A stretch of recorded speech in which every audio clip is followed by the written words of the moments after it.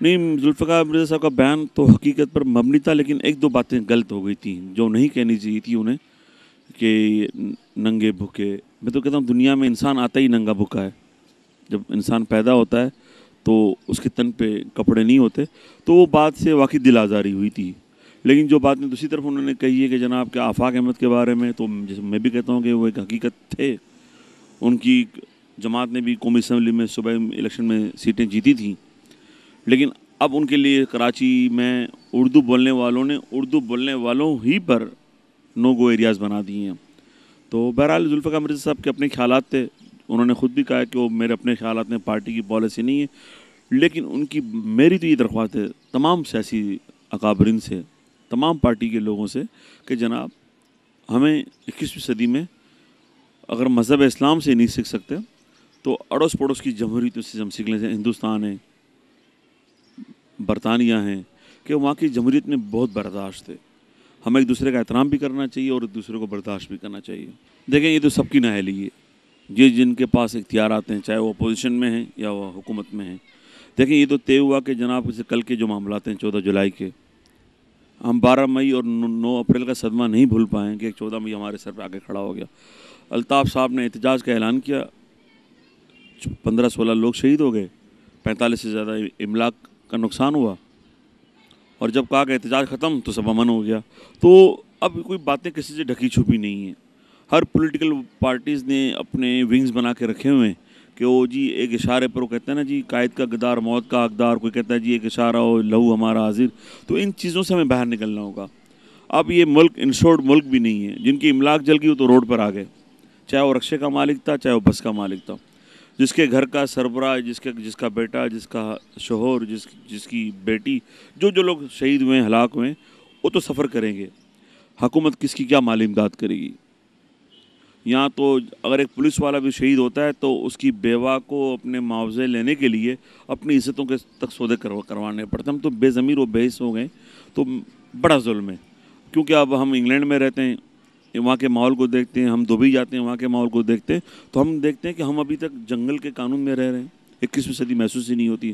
تو ایک فرد بیان بہت غلط تھا، آئی ایگری، لیکن اس پہ ریئیکشن بھی بہت غلط تھا. الطاف حسین صاحب نے اور وسیم اختر صاحب نے کہا تھا کہ پنجاب کے ہر گھر پہ مجرے ہوتے ہیں، تو کیا پورے پنجاب کو آگ لگا دینی چاہیے تھی؟ الطاف صاحب نے کہا یہ نسوار والے کہاں سے آ گئے، تو کیا سارے پختون پورا کراچی جلا دیتے؟ کبھی کہتے ہیں یہ بلوچ گدا گاڑی والے ہیں، یہ سندھی جو ہیں مانو ہیں. تو آپ نے تو سب پہ تنقید کی ہے، لیکن آپ پہ کوئی تنقید نہ کرے تو کیا آپ مقدس گائیں؟ ہمیں تنقید کرنی بھی چاہیے اور تنقید برداشت بھی کرنی چاہیے جب اپنے اوپر ہو. وقت نے ثابت کیا کہ الطاف صاحب کی پارٹی نے 14 جولائی کو اپنے پہ تنقید کو برداشت نہیں کیا، جو غلط بات ہے. آپ لندن سے خطاب کرتے ہیں جب، آپ بہت کچھ کہتے ہیں. زرداری صاحب کو بھی سلام پیش کرتا ہوں کہ وہ بات سن کر ہنس دیتے ہیں. اب جو پروگرام کے اینکرز ہیں وہ روزانہ زرداری صاحب کو بخشتے ہی نہیں ہیں جی. بولے جی 70,000 کنٹینر نکل گئے، ڈالرز نکل گئے، گھوڑے مربے کھاتے ہیں وغیرہ وغیرہ، لیکن آج تک کسی اینکر کو تو پیپلز پارٹی نے بوری میں بند نہیں کیا. تو بینگ اے پولیٹیکل پارٹیز، بینگ اے پولیٹیکل ورکرز، بینگ اے پولیٹیکل لیڈرز، ہمیں ایک دوسرے کو برداشت کرنا چاہیے، اور ہمیں اتنی اخلاقی جرات ہونی چاہیے کہ کسی نے ہمیں برا کہا ہے تو ہم لفظوں میں انہیں برا کہیں، نہ کہ بندوق کی گولی سے ان کا خاتمہ کر دیں. تاکہ یہ چیزیں آپ نہیں کریں گے تو پھر وہ جو پتھر کا زمانہ تھا اس میں اور آج میں تو کوئی فرق ہی نہیں رہا نا سر. کمشنری نظام زمون د تیرو درینی مقام چې کله په حکومت کې راغلی نو دغه نظام زمون ډیمانډ ولې چې په دې نظام په موجوده د مشرف په نظام نه مو پوهېدو د اوسه پورې چې موږ به چا لزو چا ته په فریاد کوو. لهذا دا زموږ دپاره خوشحالۍ ورځ وه، ولې چې په درې نیم کاله پس په پنجاب کې، په پښتونخوا کې او په بلوچستان کې ډېر مخکې د کمیشنري نظام شروع شوی او په سند کې هم صرف دغه اتحادیانو په وجه باندې روکا و.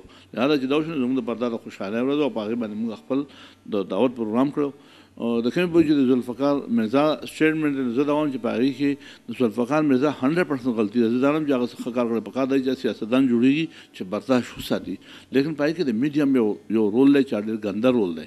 ولې چې میډیا هم داسې یعنې بېروخي او داسې یو شی چې هېڅ غواړي بس چې څوک دې مړ شي، څوک دې خراب شي، په څه طریقه هغې ته یو ایکسکلوزیو پکار دی چې بس موږ ته یو خاص خبر میلو شو. نو چونکې دا پروګرام چې و په دې کې وزیر اعلی، ګورنر او زه مونږ درې کسانو له صرف ماله شکر بلکې ما خو لومبۍ میډیا ته وي چې په دې کې د خبرو ضرورت هم نشته، دا صرف د خوشحالۍ پروګرام دی او دا به صرف د خوشحالۍ پروګرام کوو. په دې کې میډیا والا هم زموږ سره په دې کمیشنري نظام کې تعاون کړی دی، لہٰذا میډیا والا دې هم راشي، نو تاسو هم راشئ روټۍ وخورئ او دا پروګرام کې دې خبرې نشته.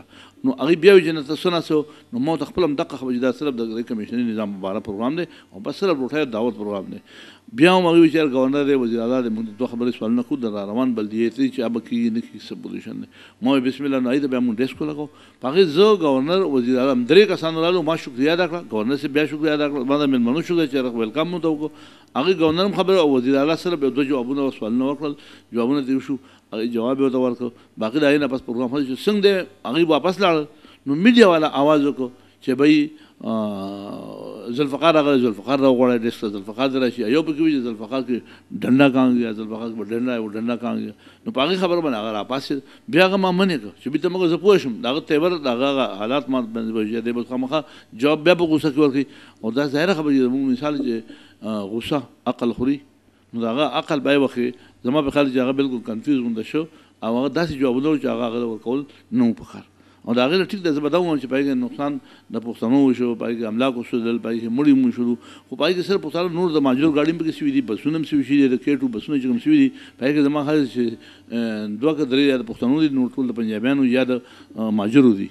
دا شان نور نقصانونه هم شوي دي، په دې کې پښتو والا هم مړه دي، نور هم مړه دي. لیکن زه به دا وایم چې په دې کې انسانان مړه شو، 15 انسانان مړه کېده، څه زخمیان کېده او 450 ګاډي سېځل، دا هم د پاکستانیانو نقصان دی. نو زه ټول د دې مجمع کوم دا غلط شوي، هغه چې څه کړي هغه هم غلط دي او بیا چې د دې ریاکشن کې کوم کار شو دا د هغې نه زیات غلط شو. هغې مین وجه دا چې پښتون دلته یو قوت دی او دا قوت دوی د مخ ته چې ودرېږي نو په دوی دا نه برداشت کېږي.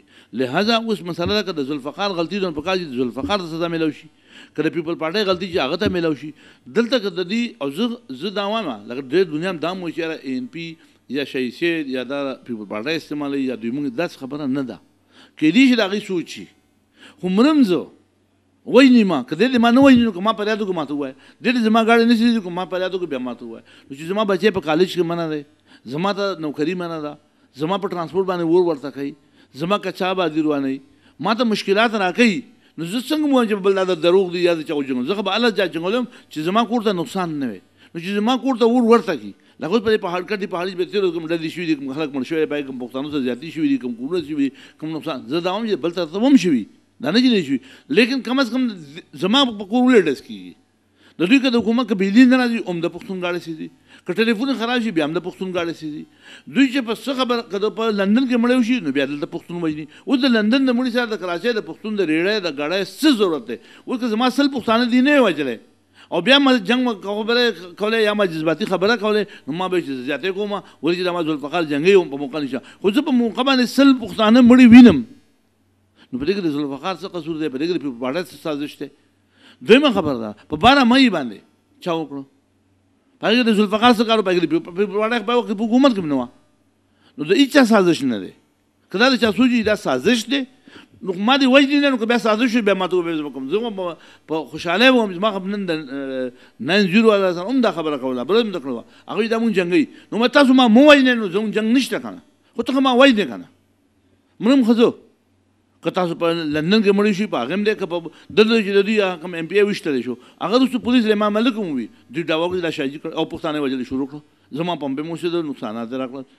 دې وژنې ما بیا هغه خبره هغه مړی په جهادي تنظیم باندې راوخته، لیکن مړه خو پې زه شوم که نه.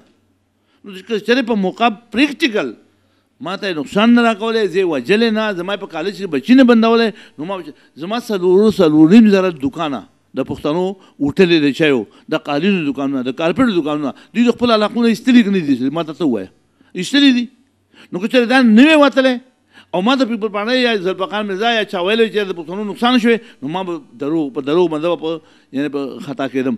نو چې پریکټیکل باقاعده زما خلک مړ که وایسته نو په دې کې د چا سازش نشته، دا کلیر کیس دی چې شهید سید په خپله مرضۍ راغلی او په خپله مرضۍ به ځي، د چا په وینا باندې نه زه راځم او نه د چا په وینا باندې زه بهر ځم. پاتې شو خبره د هغوی د پیپل پارټۍ نو د هغوی مسله ده، نه ما ته خپل مشر ویلی دي، نه زما د مشر ته الله تعالی عمر ورکړي، نه ما ته پارټۍ داسې صحابه هدایت کړې ده او نه زما د دې شي نه ویره شته چې ما ته یو سړي تړي راکړه خو ما ته د طالبانو زیات ترېډ میلاو شوی دی، نو بس بیا خو د زاړو پاتې کېدی نه شي په یو دنیا کې یو ځای هم نه شي پاتې کېدی. نو شهید سید په دې بروسه چې کومه شپه د ګور دا په کور کې دی نشي چې مرګ هغه یو پیره دی او یو پیره باندې د قوم سره لوز کړی چې نه به دا قوم خرڅوم نه دا قوم پرېږدم رابطه کونسل د هغې پلارانو ته اجازه شته چې څه کوي دې وکړي لاس یې ازاد دی هغوی د پلارانو هم لاس ازاد دی زه راغلی یم په خپله مړ دی زه هم په خپله مړ دی